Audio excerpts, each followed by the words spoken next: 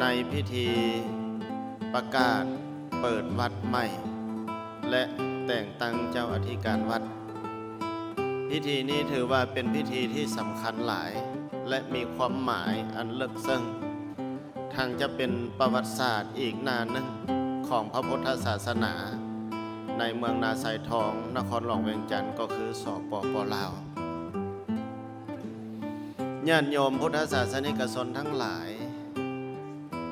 อาตมาภาพในนามคณะสงฆ์ที่มาร่วมพิธีมีความรู้สึกปลื้มปิติยินดีเป็นอย่างยิ่งว่าสถานที่แห่งนี้ได้เป็นวัดที่สมบูรณ์แบบและถูกต้องทางด้านฮีตของประเพณีและนิติกรรมทุกประการอาตมาขอปรารภคืนหลังอีกน้อยหนึ่งว่าก่อนสถานที่นี้จะได้มาเป็นวัดในเมื่อนี้นั้นแม่นมีที่ไปที่มาเริ่มต้นจากเจ้าของที่ดินนี้ซะก่อนนั่นก็คือท่านสมบูรณ์เนติบัณฑิตท่านนางคันกาบกิติศักดิ์ท่านวันไซเนติบัณฑิตท่านนางเพชรสวรรค์มีดวงจันทร์ทั้งสองครอบครัวสองพี่น้องได้เป็นเจ้าของพื้นที่แห่งนี้แต่ทำอิฐซึ่งในขณะนั้นสถานที่แห่งนี้ก็เป็นที่ว่างก็มีกกไม้ห้มเย็นดีสบายมีสระน้ำในฤดูแล้งกับอากาศค่อนข้างเย็นทั้งสองครอบครัวนี้เป็นผู้นับถือพระพุทธศาสนาอย่างเคร่งครัดบ่แม่นหากำมายองเอาเมื่อนี้เมื่อวานบ่แม่นเพราะว่าพวกเราอยู่นำกันมาแต่น้อยฮู้นิสัยใจคอกันมาแต่น้อยแต่ว่าอาตมาได้บวชเพิ่นได้เป็นนักธุรกิจแต่ว่าเลิกมันเป็นผู้หนักแน่นในพุทธศาสนาอุปถัมภ์พระสงฆ์สามเณรวัดวาอารามบ่ได้ขาดในขณะเดียวกันนั้นปี 2018 เพิ่นได้นิมนต์อาตมาให้มาเข้าปฏิบัติธรรมอยู่ในสถานที่นี้อาตมาก็ได้นำพาพระสงฆ์สามเณรจำนวนหนึ่งมาเข้าปฏิบัติธรรมอยู่ที่นี่เป็นเวลา7 คืนปี 2018 และรอบที่2ปี 2020 ก็ได้มาปฏิบัติธรรมอยู่ในอีกในขณะที่ปฏิบัติธรรมนั้นแม่น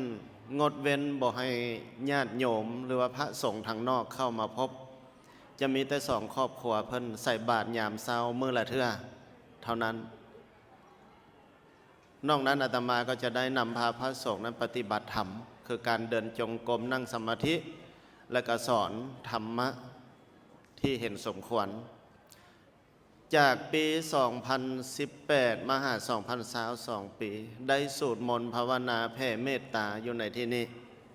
จิตใจก็แม่นมีการฮักหอมผูกพันกับสถานที่แห่งนี้หลายพอสมควรเวลาต่อมาทาง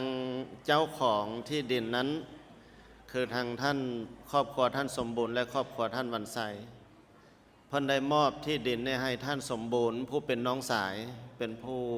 คุ้มครองสืบต่อสถานที่แห่งนี้จนดำเนินมาฮอดปี 2025 ปี 2025 นี่แสดงว่าฮอดเวลาแล้วเทวดาและสิ่งศักดิ์สิทธิ์ในสถานที่แห่งนี้มันพร้อมที่จะให้เป็นวัดนั่นก็คือที่ดินเฮามีอยู่แล้วเจ้าศรัทธาก็พร้อมที่จะกระทำบุญเพื่อสร้างให้เป็นวัดอยู่แล้วแล้วก็พอดีมีพระอาจารย์ลินสุจิตโตพร้อมด้วยพระอาจารย์ไหลพระน้องสายก็ได้เดินทางกลับประเทศลาวจากการไปศึกษาปฏิบัติธรรมอยู่ต่างประเทศได้กลับคืนมาประเทศลาวและได้พำนักอยู่ที่วัดป่านาคุณน้อยเมื่อพ่อไม่ออกเห็นความสำคัญจังสันจึงได้นิมนต์พระอาจารย์ลินสุจิตโตพร้อมด้วยพระอาจารย์ไหลพระน้องสายมาพำนักชั่วขาวในสถานที่แห่งนี้เพื่อสูตรมนต์แผ่เมตตา แล้วก็เมื่อมาถึงสถานที่แห่งนี้อาตมาก็ได้มีโอกาสมาเยี่ยมยามถามข่าวสุขทุกข์เพราะว่าพอออกที่อุปถัมภ์นั้นเป็นสหธรรมกันเพราะว่าไปมาหาสู่บุญศีลกินทานได้ร่วมกันอยู่ตลอดก็ได้มาเยี่ยมยามแล้วก็ได้ปรึกษาหารือกันที่ดินเฮามีเจ้าศรัทธาพร้อมที่จะทานพระอาจารย์ที่เพิ่นมาจากต่างประเทศที่ไปศึกษาปฏิบัติธรรมกลับมาก็พร้อมที่จะนำพาสร้างก็เลยโอกาสนั้นเหมาะเจาะก็เลยได้มาปรึกษาหารือค้นคว้ากัน เพื่อจะถวายที่ดินแห่งนี้ส่วนใดส่วนหนึ่งให้เป็นวัดแล้วก็บวกกับเจ้าศรัทธาอื่นที่จะมาร่วมในการสร้างวัดก็เป็นอันว่าขอดประสานงานนั้นมันดำเนินไปด้วยดีเริ่มต้นจากเจ้าศรัทธาเด้อฝ่ายคฤหัสถ์เจ้าศรัทธาคณะพักองค์การปกครองบ้านนายางคณะพักองค์การปกครองเมืองนาไซทองนครหลวงและคันกระทรวงเมื่อเอกสารผ่านไปถึงแต่ละคันแม่นเพิ่นเอาใจใส่ค้นคว้าเอกสารให้พนักงานลงมาติดตามเบิ่งสถานที่ความเหมาะสมความเป็นไปได้ประเมินผลต่างๆจนว่าทุกฝ่ายเห็นดีเป็นเอกภาพทั้งฝ่ายสงฆ์ก็คือกันจึงได้อนุมัติให้สร้างวัดแห่งนี้ให้ถูกต้องตามทางด้านนิติกรรมแม่นหลายภาคส่วนร่วมกันคล้ายๆคือมือเฮาข้างนึงนี่มีหลายนิ้วโปนิ้วซีนิ้วกลางนิ้วนางนิ้วก้อยเนี่ยทางฝ่ายบ้านเมืองก็มีหลายภาคส่วนจึงเฮ็ดให้วัดนี้สำเร็จคันแม่นมือก็เป็นมือที่สมบูรณ์แบบแต่ร่างกายของคนคนนึงมีมือข้างเดียวบ่ได้ต้องมีสองมือจังที่สมบูรณ์แบบในการสร้างวัดคือกันก็มีฝ่ายสงฆ์เนาะฝ่ายสงฆ์ร่วมนำฝ่ายญาติโยมแล้วก็ฝ่ายสงฆ์ก็ตั้งแต่ขั้นเมืองนครหลวงแล้วก็ขั้นส่วนกลางหลายภาคส่วนถือว่ามีมือสองเบื้องแต่ละเบื้องนั้นมี5 นิ้วจึงเป็นมือที่สมบูรณ์ในร่างกายสามารถเฮ็ดทุกหน้าที่เวียกงานได้สำเร็จการสร้างวัดก็เช่นเดียวกันคณะภาคองค์การปกครองเจ้าศรัทธาญาติโยมทั้งหลายก็ได้ให้ความสำคัญเอาจิตใส่ใจนำแนะนำให้สอดคล้องถูกต้องทุกประการจึงได้มาเป็นวัดเมื่อพระอนุมัติหรือว่ามีข้อตกลงตามนิติกรรมแล้วมื้อนี้เฮาได้มาเฮ็ดพิธีเปิดวัดเปิดเอาฤกษ์เอาใส่ในมื้อนี้ถือว่าเป็นมงคลอันยิ่งใหญ่และสำคัญแล้วก็มีทุกท่านที่มาร่วมเป็นสักขีพยานมาค้ำคูณสถานที่ดังกล่าวนี้บัดนี้คำว่าวัดคำนี้แม่นหยังให้เรามาเข้าใจคำว่าวัดหมายถึงเขตที่ดินที่ทางภาครัฐอนุมัติให้เฮ็ดเป็นวัดเป็นบ่อนอาศัยของพระสงฆ์เพื่อให้พระสงฆ์สามเณรพ่อขาวแม่ขาวได้พำนักอาศัยศึกษาและปฏิบัติธรรมเป็นบ่อนสักการะบูชาเฮ็ดบุญศีลกินทานของพ่อแม่ประชาชนลาวบรรดาเผ่าในองค์ประกอบของวัดนั้นก็มีอยู่หลายอย่างเช่นว่าศาลาโฮงธรรมพัทธสิมา กุฏิหอกองประตูโขงหอพระไตรปิฎกและเสนาสนะอื่นๆวัดแห่งนี้ชื่อม่วนวัดป่าปุณณาลินนาคารามเป็นภาษาบาลีคำว่าวัดเป็นเขตที่ศึกษาปฏิบัติธรรมพำนักอาศัยอยู่ของพระสงฆ์สามเณรพ่อข่าวแม่ข่าวและเป็นที่สักการะบูชาเฮ็ดบุญศีลกินทานของญาติโยมเนาะวัดนี่เฮาฮู้แล้วคำว่าป่าก็หมายถึงว่ามีกกไม้หลายๆต้นเราจึงเป็นป่าคันมีกกไม้กกเดียวมันก็บ่เป็นป่าได้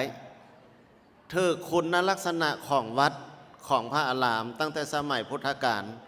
พระอาศัยต้นไม้ป่าไม้เ เป็นอารามหรือว่าเป็นวัดวัดป่าวัดที่มีต้นไม้นี่เราเข้าใจแล้วคำว่าปุณนาลินมาพ้องกับชื่อของเจ้าอธิการวัดเพิ่นคำว่าปุณนาลินในที่นี้ปุณนานี่กะปุณนาลินนี่หมายถึงว่าบุญหรือคุณงามความดีเปรียบเทียบคือดอกบัวที่กำลังเบ่งบานในยามเช้าดอกบัวเฮายามเช้าถึกแสงตะเวนประมาณ9 โมง 10 โมงนี่ดอกบัวนี่จะกำลังบานงามคำว่าปุณนาลินนี่เป็นผู้เบิกบานในบุญเป็นผู้สง่างามนะคันแม่นคนนี่ก็แม่นกำลังม่วนในการเฮ็ดคุณงามความดีคันแม่นดอกบัวนี่ก็กำลังเบ่งบานคำว่าปุณนาลินนาคารามนี่มี2 ศัพท์นาคะบวกอารามจึงเป็นนาคารามคำว่านาคะนี่หมายถึงว่าบุคคลที่ละเว้นจากบาปอกุศลหมายถึงว่าคนดีนาคะนี่หมายถึงคนดีคนที่บริสุทธิ์ผุดผ่องอารามความหมายเดียวกับวัดความหมายเดียวกันกับวัดเพราะฉะนั้นคำว่าวัดป่าบุญนาลินนาคารามนี่มีความหมายความสำคัญและก็เป็นชื่อที่ม่วนถ้าเราแปลให้ได้ใจความเข้าใจสั้นๆคือว่าสถานที่บำเพ็ญบุญของคนดี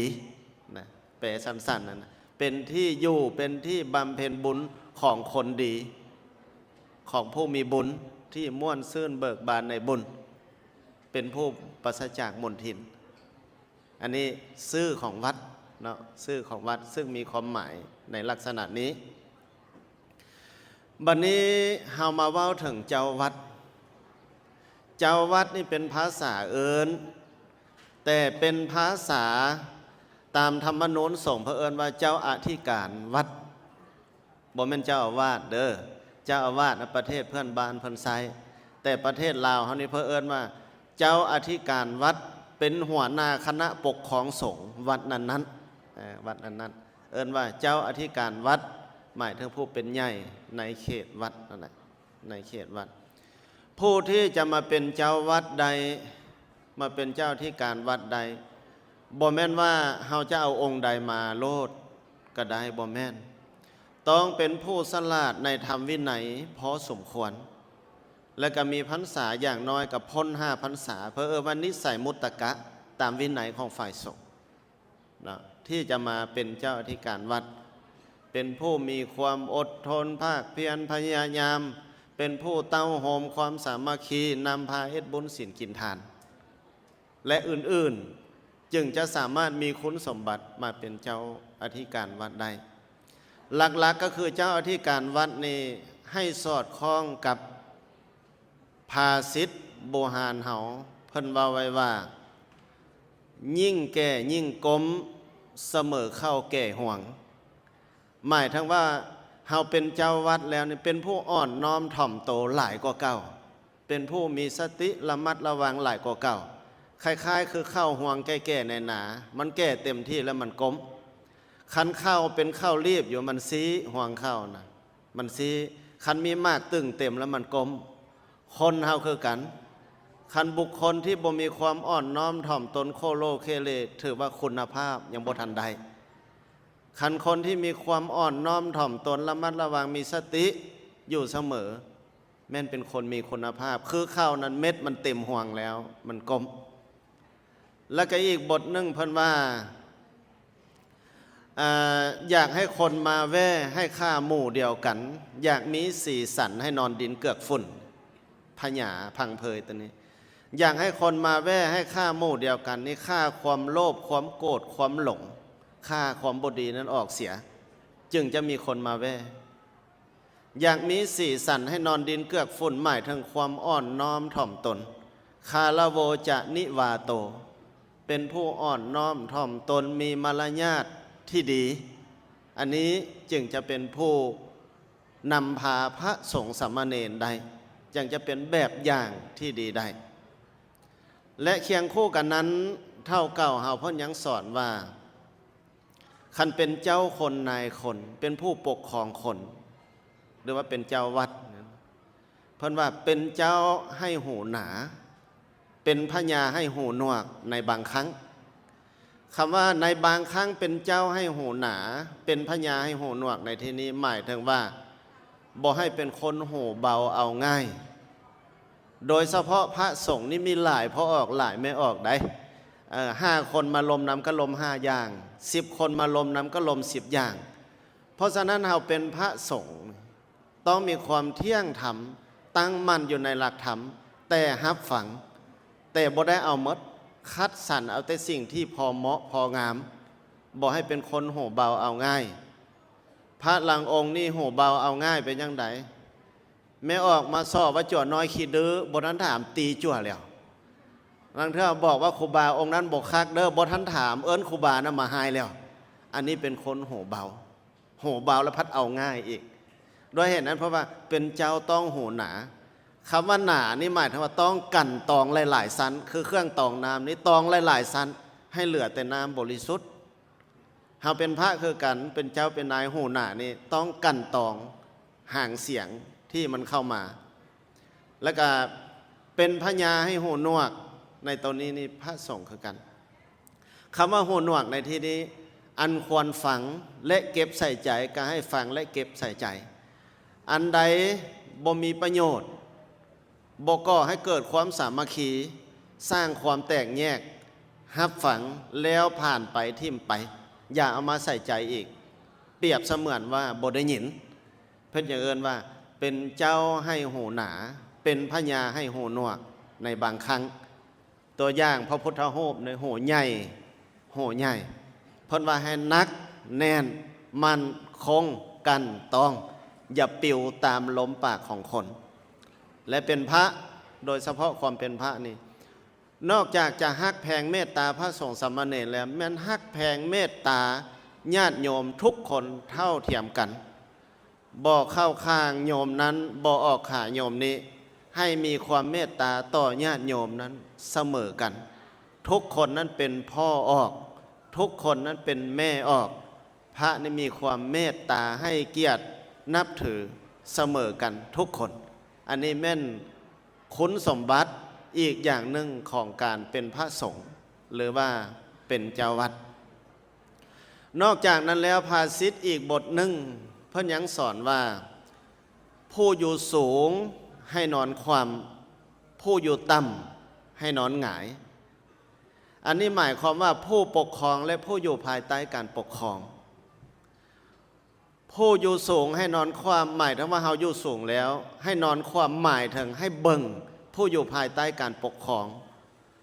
โดยเฉพาะในวัดนี่พระสงฆ์สามเณรปฏิบัติธรรมวินัยหรือบ่ไปสร้างย่างงามหรือหยังต้องได้เบิ่งทุกอันแหละกำกับเบิ่งตลอดการปกครองคนในองค์กรใดก็ตามต้องได้เบิ่งผู้อยู่ภายใต้การปกครองเบิ่งให้เห็นได้บ่แม่นว่าเบิ่งให้ผ่านไปซื่อๆได้คนเฮานี่หลายคนก็หลายแนวคิดหลายจิตหลายใจได้บางคนนี่ก็ทิ่มลูกน้องฟ้องหนายเอาดีใส่ตัวเอาซั่วใส่คนอื่นก็มีผู้อยู่สูงนั้นต้องเบิ่งให้เห็นต้องฟังให้ได้ยินผู้อยู่สูงให้นอนความผู้อยู่ต่ำให้นอนหงายเฮาผู้อยู่ภายใต้การปกครองนี่ต้องเบิ่งหนายทิศสีนำเพิ่นมีแนวใดเฮาต้องได้ปฏิบัติตามเพิ่นสีนำพาแนวใดเฮาต้องได้ปฏิบัติตามต้องเบิ่งเพิ่นตัวอย่างคืออยู่วัดเจ้าอธิการวัดไหว้พระสวดมนต์ทุกมื้อลูกวัดบ่เฮ็ดนำถือว่าตาบอดแล้วถือว่าบ่ได้นอนหงายแล้วเจ้าอธิการวัดบัวระบัดคัดสี่วัดทุกมื้อลูกวัดบ่เฮ็ดตามก็ถือว่าตาบอดแล้วก็ถือว่าบ่ได้นอนหงายบ่ได้มืนตาแล้วเนี่ยนี่ความหมายยกตัวอย่างตื่นแต่ที่จริงความหมายนี่ฮัดกุมหลายลึกซึ้งถึงถองให้ทุกท่านไปตีความเพิ่มเข้าไปอีกคำว่าผู้อยู่สูงให้นอนความผู้อยู่ต่ำให้นอนหงายในจุดนี้หลักธรรมทางพุทธศาสนาเพิ่นก็สอนว่าบุคคลที่จะเป็นใหญ่ต้องมีธรรมอยู่สี่อย่างเพิ่นเอิ้นว่าพรหมวิหารธรรมคือธรรมอันเป็นที่อยู่ของผู้ใหญ่คือผู้ที่จะปกครองพระสงฆ์สามเณรหรือปกครองฆราวาสบ้านเมืองก็เช่นเดียวกันต้องมีธรรมอยู่สี่อย่างเป็นพื้นฐานนั่นก็คือว่าอันที่หนึ่งเมตตา ต้องเป็นผู้มีความอินดูสงสารเมตตาต่อพระสงฆ์สามเณรต่อออกตนญาติโยมผู้ไปมาหาสู้มาวัดนี่ผู้ดีใจกับมาผู้เสียใจกับมาผู้ทุกข์ใจกับมาคือพระอาจารย์ลินสุจิตโตนี่ก็เห็นในแต่ละมือเพิ่นกับเมตตาญาติโยมเพราะว่าคนเขาเข้ามาวัดบ่ได้ดีใจหมดทุกคนและบ่ได้เสียใจหมดทุกคนมันมีทั้งสองอย่างเพราะฉะนั้นการให้กำลังใจผู้ที่เสียใจเป็นสิ่งที่ดีการให้ธรรมะแก่ผู้ใจดีแล้วมาปฏิบัติธรรมนั่นก็เป็นสิ่งที่ดีเพราะฉะนั้นวัดนี่คล้ายๆคือยาแก้ปวดเพื่อบรรเทาความเจ็บปวดจิตใจของญาติโยมนะตลอดถึงพระสงฆ์สามเณรที่บวชเข้ามาในวัดวาอารามให้มีความเมตตาอินดูสงสารเสมอต้นเสมอปลายประการที่สองให้มีกรุณาคือการช่วยเหลือเกื้อกูลการช่วยเหลือการสงเคราะห์การอนุเคราะห์เป็นหน้าที่ของเจ้าวัดที่จะต้องปฏิบัติทางซี้นำทางนำพาอีกการช่วยเหลือประการที่สามมุทิตาความคอยยินดีในมุทิตาข้อนี้ให้เข้าใจว่าให้หู้ตำหนิบุคคลที่มีจุดบกพร่องแล้วให้หู้สรรเสริญผู้ที่ประสบผลสำเร็จคือมีคุณงามความดีคือเพิ่นมอบใบย่องหย่อเมื่อกี้นะเอิ้นว่ามุทิตาคือสรรเสริญผู้ที่มีคุณงามความดีกาตำหนิว่ากล่าวกาสมเสยกาย่องหย่อสรรเสริญนี่คำทำข้อที่สามทำข้อที่สี่นั่นก็คืออุเบกขาเนี่ยให้มีจิตใจเป็นกลางมีจิตใจเป็นกลางฮักพระสงฆ์สามเณรก็ให้ฮักคือกันฮักญาติโยมก็ให้ฮักคือกันแล้วเฮานี่ให้มีธรรมอุเบกขามีใจนักแน่นเที่ยงธรรมยุติธรรมเพิ่นจังไว้ว่าเมตตากรุณามุทิตาอุเบกขาเนี่ยให้มีความอินดูสงสารซ้อยเหลือเกื้อการซื่นบานยินดีมีความยุติธรรมแล้วเฮาจึงจะสามารถปกครองวัดใดและปกครององค์กรอื่นใดถ้าหากเฮาขาดธรรมนี่มันก็สิเป็นยาพ่อกับเจ้าน้อยคันขาดธรรมเรื่องพรหมวิหารยาพ่อกับเจ้าน้อยอย่างไรเรื่องเล่าเนาะแต่กี้เป็นเจ้าน้อยยามหนาวนั่งฝิ่งไฟยาพ่อเล่านิทานให้ฟังยาพ่อกับเจ้าน้อยนี่นั่งฝิ่งไฟอยู่นั่งจากนั่งฝิ่งไฟแล้วก็ขึ้นมานั่งอยู่เทิงเสียกระดีไม้กุฏิไม้ยาพ่อเลยเว้าขึ้นมาเจ้าน้อยมื้ออื่นนี่เฮาไปบิณฑบาตเนาะไปบิณฑบาตไม่ออกก็สิใส่บาตรหลายได้มื้ออื่นวันศีลสิได้เข้าหลายอันนี้มันเรื่องของนิทานเด้อบัดนี้เฮาสั่นข้าวบ่หมดเฮาก็มาตากเป็นข้าวแห้งไว้ตากเป็นข้าวแห้งตากทอนไว้ได้หลายๆแล้วเฮาก็ขายข้าวแห้งได้แล้วค่อยสิไปซื้อม้าขาวมาเลี้ยงในหญ้าเดินวัดให้มันเขียววัดคือสิกวงคือวัดป่าบุญนารินในบ่จักเอาม้าขาวมาเลี้ยงอยู่เดินวัดหญ้ามันเขียวม้าคือสิงามไอ้จวนน้อยซะว่างามแท้อย่าพ่องามแท้ข้าน้อยสิขี้เด้อม้าขาวเป็นตะขี้อย่าพ่อว่าขี้บ่ได้มันยังน้อยอยู่หลังมันสิหักหากก็ซื้อมาไอ้จวนน้อยขี้น้อยเดียวนึงข้าน้อยสิขี้บาดเดียวแล้วสิหลงขออภัยอย่าพ่อตีนถีบจวนน้อยตกกุฏิก็ยังว่าหลังมันสิหักมึงยังสิมาขี้อยู่บ่บอก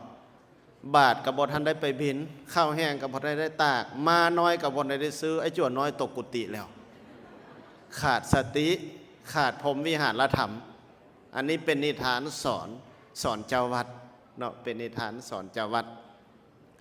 นอกจากเราจะมีพรหมวิหารธรรมดังกล่าวทำ4อย่างคือเมตตากรุณามุทิตาอุเบกขาในการคุ้มของผู้อยู่ภายใต้การปกครองแล้วเพื่อเฮ็ดให้เวียกงานทุกอย่างในการขับเคลื่อนวัดวาอารามนี้ประสบผลสำเร็จนั่นก็คือให้มีอิทธิบาทอิทธิบาทแปลว่าทำยังเป็นคุณเครื่องให้สำเร็จได้ดังประสงค์นั่นมีอยู่คือสันทะวิริยะจิตตะวิมังสา4ข้อคือกันสันทะนี่ให้มีศรัทธามีความพอใจสร้างศรัทธาให้ได้สร้างความพอใจให้ได้เฮาพอใจต่อวัดวาอารามต่อพระพุทธศาสนาต่อธรรมวินัยต่อฮีตของประเพณี ต่อบ้านต่อเมืองต่อพรรคต่อรัฐต่อพ่อแม่ประชาชนสร้างศรัทธาเฮาเป็นผู้มีศรัทธาเพิ่นเอิ้นว่าสันทะประการที่สองวิริยะความภาคเพียรพยายามอดทนปฏิบัติไปเท่าละเล็กเท่าละน้อยสะสมเวียกงานต่างๆบุญต่างๆเฮาสะสมเพียรไปประการที่สามจิตตะคือเอาใจใส่อย่าปล่อยวางเฮ็ดอย่างให้มีจิตโฟกัสอยู่ในจุดนั้นๆบ่เป็นคนหลงละเหลิงหมายถึงว่าให้เอาใจใส่ประการที่สี่วิมังสาเนี่ยให้ถอดถอนบทเรียนติตองพิจารณาทบทวนถอดถอนบทเรียนเดือนหนึ่งผ่านไปมีอันใดได้เป็นจุดดีจุดอ่อนปีหนึ่งผ่านไปมีอันใดได้เป็นจุดดีจุดอ่อนเฮาถอดถอนบทเรียนเทียบเคียงแล้วเอามาปรับปรุงเปลี่ยนแปลงแก้ไขเสริมขยายสิ่งที่ดีที่งามนั้นขึ้นเอิ้นว่ามีหัวคิดประดิษฐ์สร้างถ้าหากเฮามีอิทธิบาททั้ง4อย่างดังกล่าวมาโดยย่อนั้นเฮาเป็นเจ้าวัดก็ดีเป็นผู้ปกครองใดๆก็ดีทุกหน้าที่เวียกงานย่อมจะประสบผลสำเร็จแต่ว่าเป็นเจ้าวัดหรือผู้ปกครองทั้งฝ่ายสงฆ์นี่จะค่อนข้างหนักบ่อนใดองค์การพุทธศาสนาเพิ่นแบ่งเวียกออกหลายกรรมาธิการเช่นว่ากรรมาธิการปกครองเนี่ยเจ้าที่การวัดนี่ต้องเอาใจใส่ปกครองพระสงฆ์สามเณรให้อยู่ในธรรมวินัยให้ได้แล้วก็ให้อยู่ในกฎหมายบ้านเมืองอยู่ในธรรมนูญสงฆ์และอยู่ในฮีตของประเพณีนะอันนี้กรรมาธิการปกครองบัดนี้กรรมาธิการศึกษาเด้เจ้าที่การวัดก็เฮ็ดหน้าที่เป็นกรรมาธิการศึกษาอีกต้องส่งเสริมพระสงฆ์สามเณรในศึกษาห้ำเหียนเฮียนสูตรให้ได้เฮียนเทศให้ได้ยังสนับสนุนให้ไปเฮียนโรงเฮียนทางนอกอีกตามหลักสูตรของภาครัฐเพิ่นได้กำหนดไว้ถ้าเจ้าวัดใดบ่ให้การสนับสนุนพระลูกวัดเนรลูกวัดมีการศึกษาแล้วถือว่าบกพร่องแม่นบ่สอดคล้องแล้วต้องผลักดันสุกยุส่งเสริมการศึกษาให้แก่ผู้อยู่ภายใต้การปกครองต่อไปเวียกงานกรรมาธิการเผยแผ่คือกรรมาธิการญาท่านใหญ่สีทนคือญาท่านใหญ่วันคำวงศาสุรินทร์เพิ่นเฮ็ดเวียกปกครองเนี่ยเนาะห้องประธานหัวหน้ากรรมาธิการปกครองสงฆ์ศูนย์กลางญาท่านสีทนนี่ก็เป็นห้องประธานและก็หัวหน้ากรรมาธิการเผยแผ่ศีลธรรมและปฏิบัติกรรมฐานเจ้าวัดก็ได้เฮ็ดหน้าที่นี้คือกันพระสงฆ์หรือว่าเจ้าวัดแต่ละวัดแต่ละมือต้องได้เทศได้พ่อไม่ออกเลยเทศสั้นกะยาเทศยาวกะยาต้องเว้าธรรมะให้ญาติโยมได้ยินได้ฝังคู่มืออันเก่ากะยากลับไปกลับมากะยาต้องเผยแพร่ทำวินัยเผยแพร่ศีลธรรมกรรมฐานเผยแพร่แนวทางของพรรคของรัฐเพื่อเต้าโฮมความสามัคคีของปวงชนนี้ให้ได้นี่กรรมาธิการเผยแพร่และกรรมาธิการสาธารณูปการกรรมาธิการสาธารณูปการในการสร้างวัดเจ้าวัดนี่ต้องเฮ็ดหน้าที่นำพาสร้างวัดโดยเฉพาะวัดใหม่คือวัดป่าบุญนารินนาคารามลุกใหม่นั่งใหม่นี่เอาศาลานี่ได้แล้วนี่นะหลังนี้ถือว่ากว้างขวางโอ้โถงแล้วพระธาตุสีมายังบ่มีตายวัดบ่มีประตูโขงบ่มีกุฏิบ่เพียงพอเสนาสนะอื่นๆยังบ่ทันเพียงพอย้อนว่าเฮาลุกใหม่นั่งใหม่สร้างใหม่เป็นหน้าที่นักของเจ้าวัดคันไทยบ้านเพิ่นปลุกเหือนนี่เพิ่นมีเงินหาเงินครบแล้วเพิ่นจึงปลุกเหือนบึดเดียวกันแล้วแต่ว่าครูบาอาจารย์สร้างวัดนี่มือเป้าเฮ็ดไปนำปลุกระดมศรัทธาไปนำกันแล้วผ่านมาหลังเทื่อไปขอหนังสืออนุญาตจากภาคส่วนที่เกี่ยวข้องในการสร้างเช่นว่าสร้างศาลาสร้างสิมเพิ่นถามมีเงินเท่าใดที่สร้างนี่โอ้คงคือกันได้พระสงฆ์นี่กรรมการวัดกับคงบ่มีแล้วบ่มีคือมาขออนุญาตสร้างอาตมาก็เลยให้ข้อเปรียบเทียบว่าอันนี้มันเป็นของมวลชนคันเฮามีการเน่งติงและญาติโยมจังมีศรัทธาเห็นหมักส้มและน้ำลายมันจังค่อยไหลแล้วมันจังอยากกิน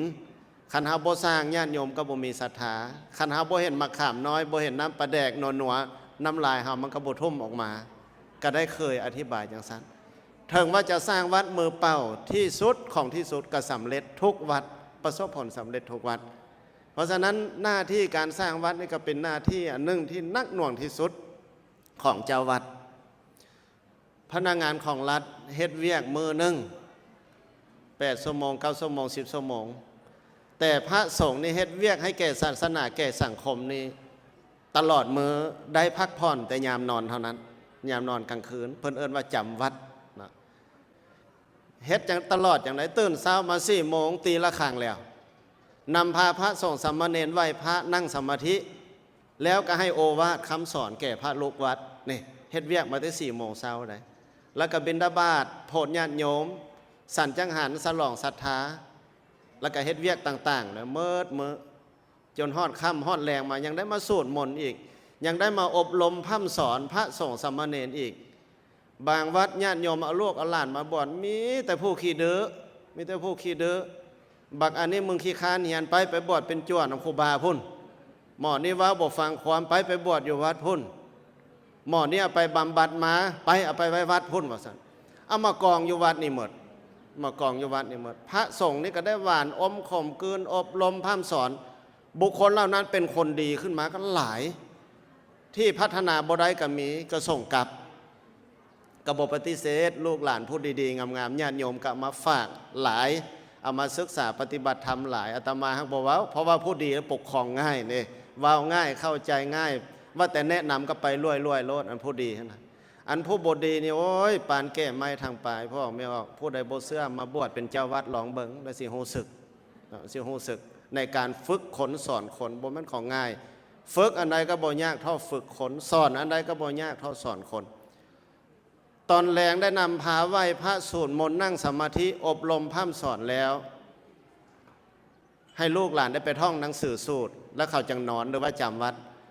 ลูกหลานจำวัดลูกหลานนอนเฮาผู้เป็นเจ้าวัดนี่นะก็ยังได้มาเบิ่งว่ามื้ออื่นเฮาสิไปเวียกหยังธรรมะอันใดเฮาจะไปเผยแพร่มื้ออื่นนี่มีเวียกหยังเฮาสิเฮ็ดหยังไม่มีการเตรียมโตวอีกแล้วจึงได้นอนน้ำหลังเป็นเจ้าวัดนี่1ได้ตื่นก่อน2ได้นอนน้ำหลังคือกับแม่ออกอยู่เฮือนแม่บ้านแม่ออกผู้เป็นแม่เฮือนได้ตื่นก่อนพอออกแล้วก็ได้นอนน้ำหลังพอออกคือกันเป็นเจ้าวัดคือกันด้วยเหตุนั้นหน้าที่การเป็นเจ้าวัดนี่นักหน่วงหลายใดพ่อแม่ออกในการที่จะสร้างสาวัดวาอารามถึงปานนั้นก็ตามครูบาอาจารย์ทุกองค์โดยเฉพาะครั้งนี้แม่นพระอาจารย์ลินสุจิตโตเพิ่นก็ได้เอาใจใส่สละชีวิตอันนี้เพื่อพระพุทธศาสนาเป็นศูนย์รวมจิตใจให้แก่ออกตนญาติโยมเป็นกำลังแห่งอันหนึ่งให้แก่องค์การพุทธศาสนาต่อไปภายหน้าเพราะฉะนั้นออกตนญาติโยมเฮาองค์การจัดตั้งก็ดีญาติโยมอุปถัมภ์ก็ดีอย่าปะอย่าทิมให้ถือว่าเป็นพระลูกพระหลานใดเมื่อนี้เฮาสร้างวัดให้แล้วได้แต่งตั้งให้เป็นเจ้าที่การวัดแล้ว